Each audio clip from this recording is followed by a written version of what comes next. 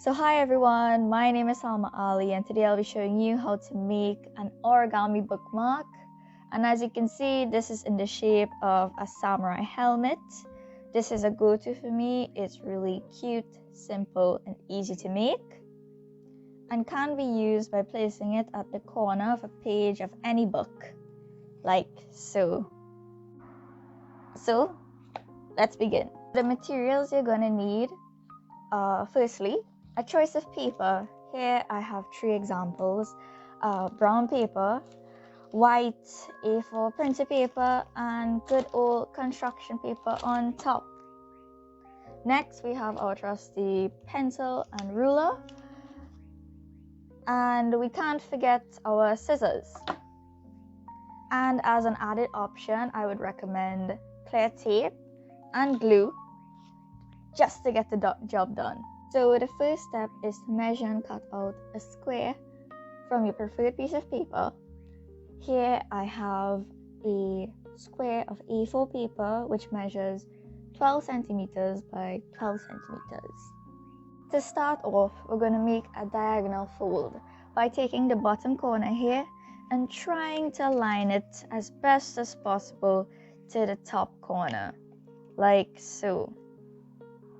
Then you're going to keep it in place using your thumb and crease to keep the shape. Now taking the big triangle that you've made, you're going to fold horizontally, creating a smaller triangle, and crease, like so. Unfolding the small triangle will leave you with a crease in the middle. So this crease will be used as a guide as we take both corners and proceed to fold them to the top point like this.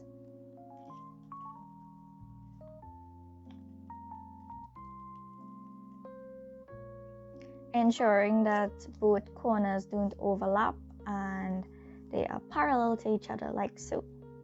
Now we're going to take the top points we've made and fold them downwards to the bottom point,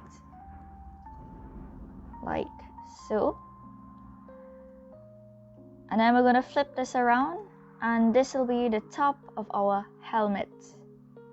So these 2 points are going to be the horns of the helmet, and this is done by rotating each point outwards and folding.